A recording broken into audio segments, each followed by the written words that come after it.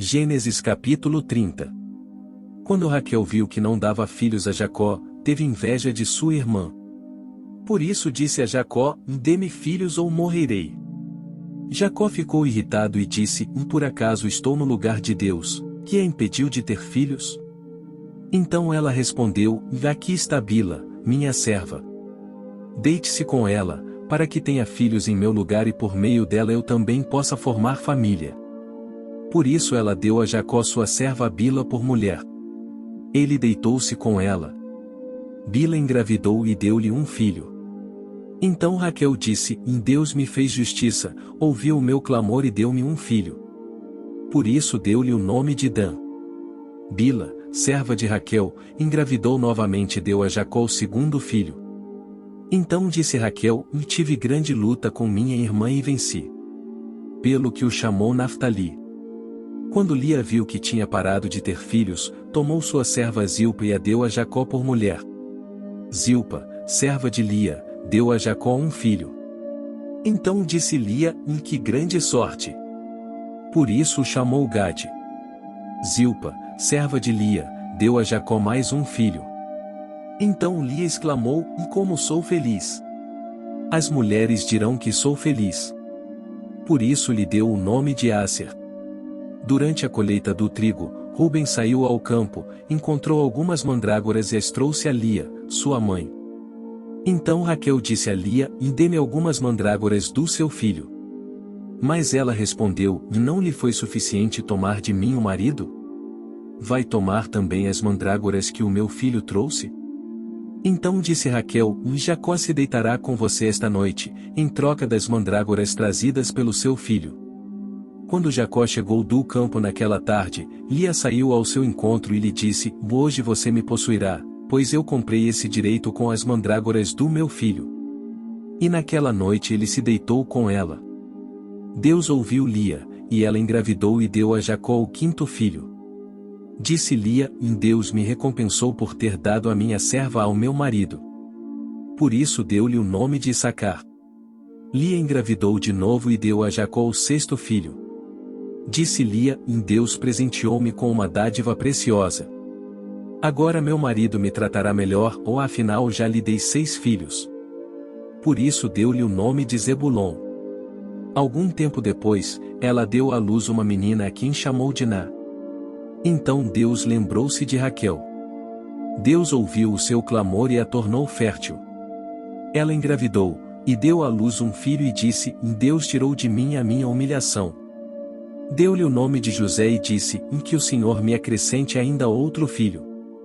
Depois que Raquel deu à luz José, Jacó disse a Labão: deixe-me voltar para minha terra natal.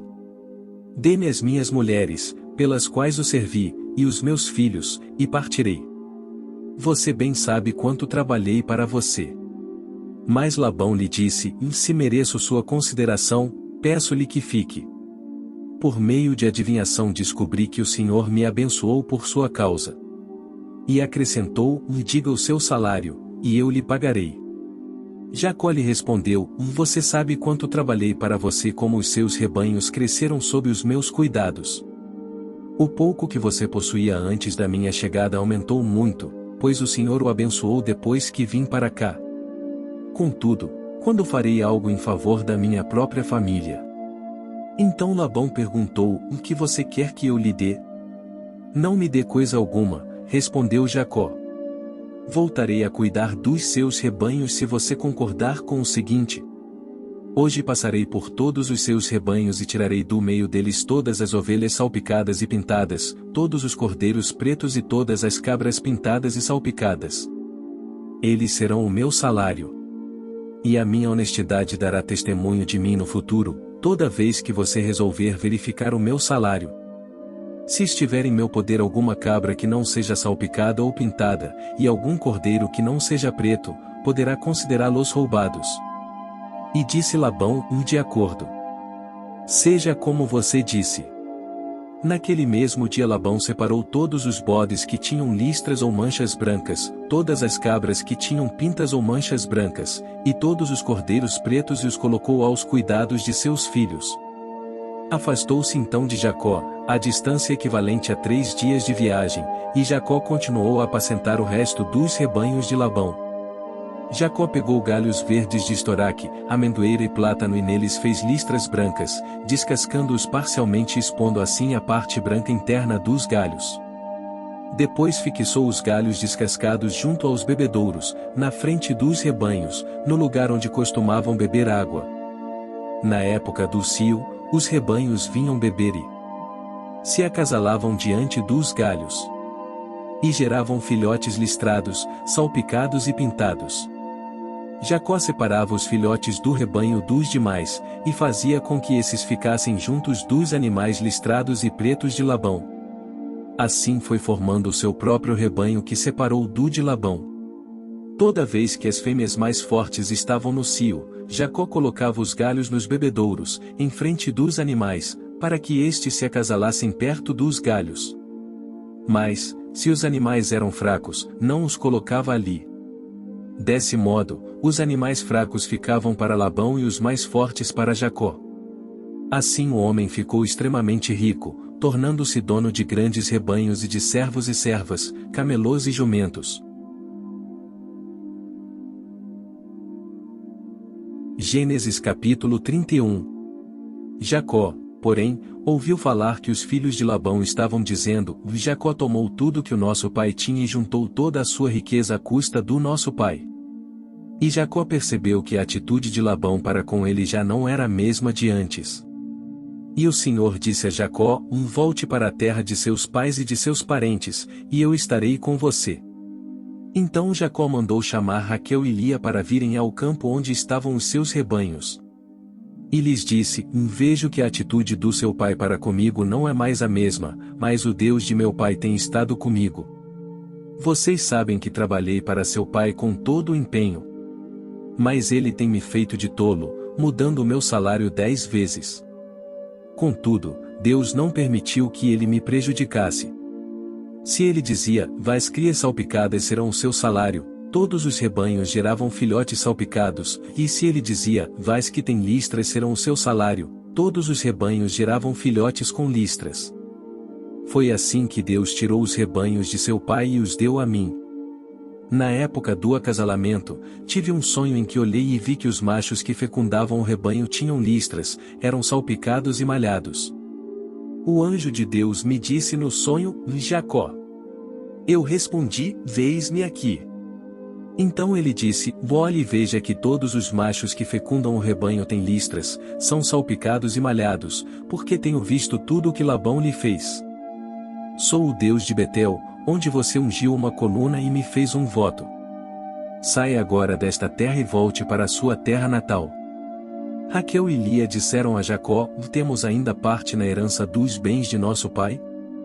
Não nos trata ele como estrangeiras? Não apenas nos vendeu, como também gastou tudo o que foi pago por nós.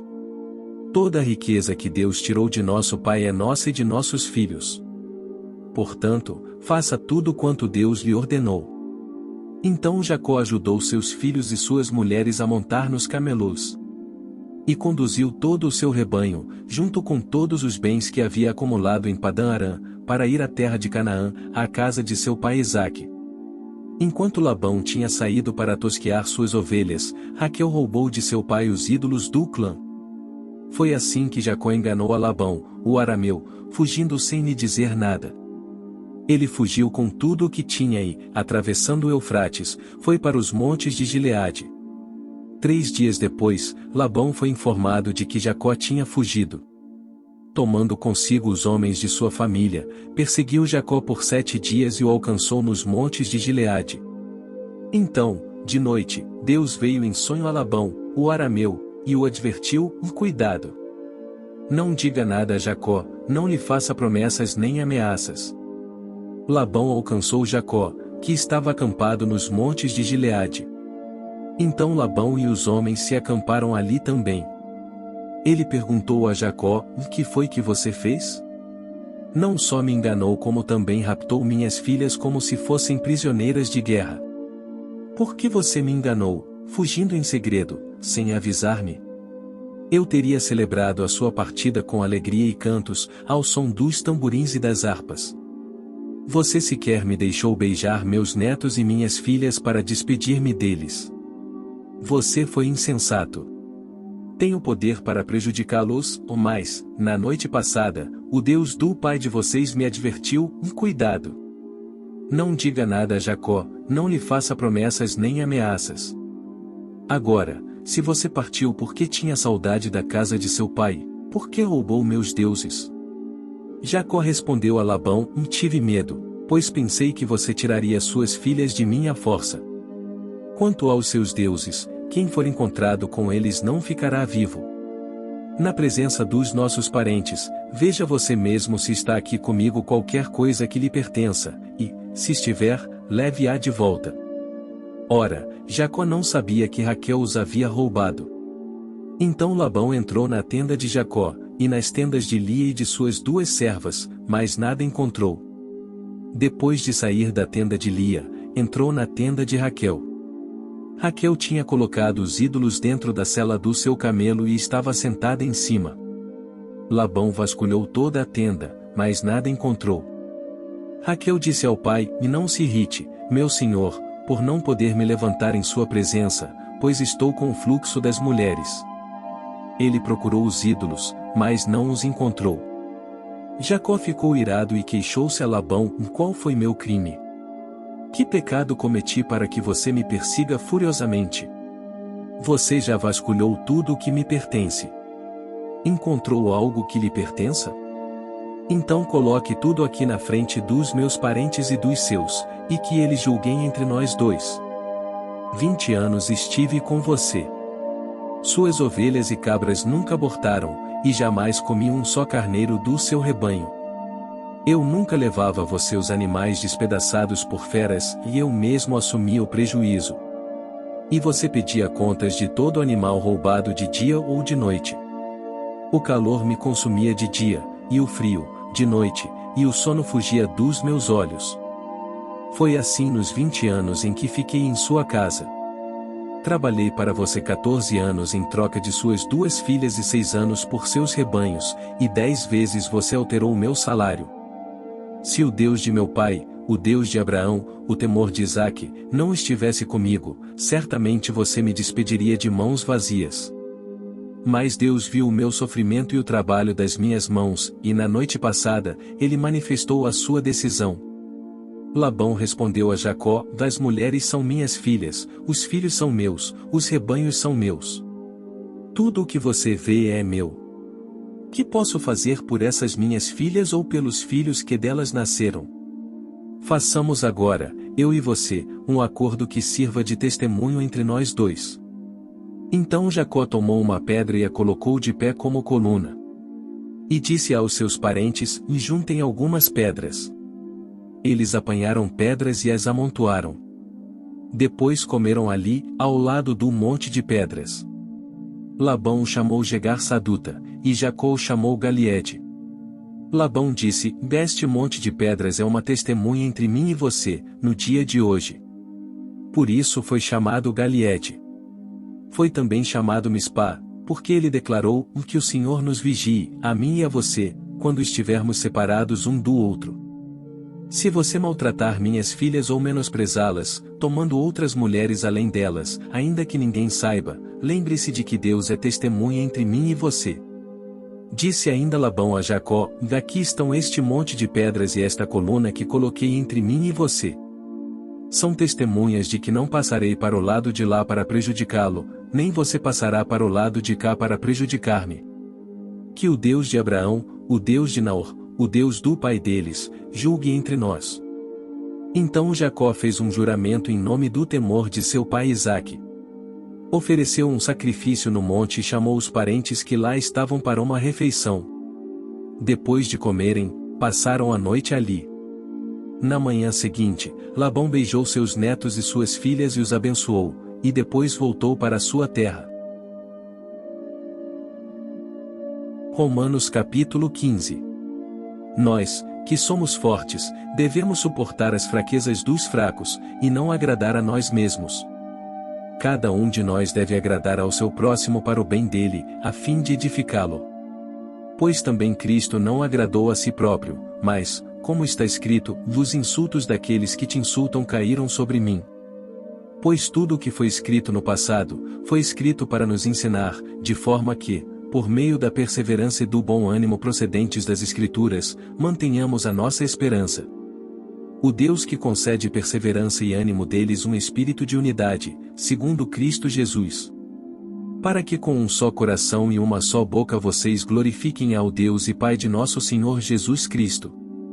Portanto, aceitem-se uns aos outros, da mesma forma como Cristo os aceitou, a fim de que vocês glorifiquem a Deus.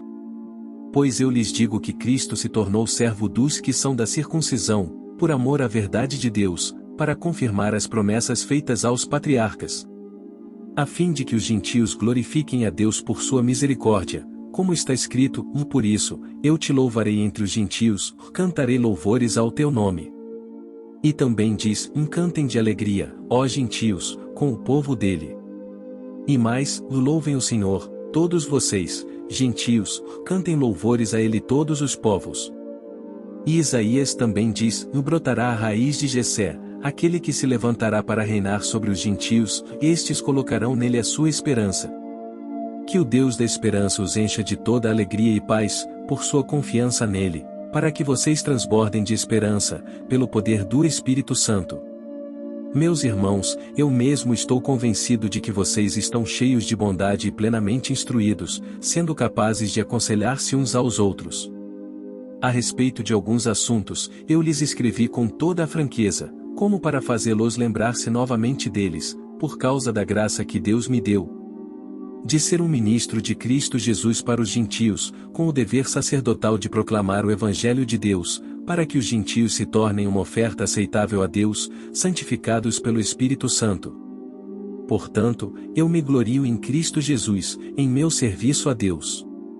Não me atrevo a falar de nada, exceto daquilo que Cristo realizou por meu intermédio em palavra e em ação, a fim de levar os gentios a obedecerem a Deus. Pelo poder de sinais e maravilhas e por meio do poder do Espírito de Deus. Assim, desde Jerusalém e arredores, até o Ilírico, proclamei plenamente o Evangelho de Cristo. Sempre fiz questão de pregar o Evangelho onde Cristo ainda não era conhecido, de forma que não estivesse edificando sobre alicerce de outro. Mas antes, como está escrito, hão de vê-lo aqueles que não tinham ouvido falar dele, e o entenderão aqueles que não o haviam escutado. É por isso que muitas vezes fui impedido de chegar até vocês. Mas agora, não havendo nestas regiões nenhum lugar em que precise trabalhar, e visto que há muitos anos anseio vê-los, planejo fazê-lo quando for à Espanha. Espero visitá-los de passagem e dar-lhes a oportunidade de me ajudar em minha viagem para lá, depois de ter desfrutado um pouco da companhia de vocês. Agora, porém, estou de partida para Jerusalém, a serviço dos santos. Pois a Macedônia e a Acaia tiveram a alegria de contribuir para os pobres dentre os santos de Jerusalém. Eles tiveram prazer nisso, e de fato são devedores a eles. Pois se os gentios participaram das bênçãos espirituais dos judeus, devem também servir aos judeus com seus bens materiais. Assim, depois de completar essa tarefa e de ter a certeza de que eles receberam esse fruto, irei à Espanha e visitarei vocês de passagem. Sei que, quando for visitá-los, irei na plenitude da bênção de Cristo. Recomendo-lhes, irmãos, por nosso Senhor Jesus Cristo e pelo amor do Espírito, que se unam a mim em minha luta, orando a Deus em meu favor. Orem para que eu esteja livre dos descrentes da Judéia e que o meu serviço em Jerusalém seja aceitável aos santos. De forma que, pela vontade de Deus, eu os visite com alegria e juntamente com vocês desfrute de um período de refrigério. O Deus da paz seja com todos vocês. Amém.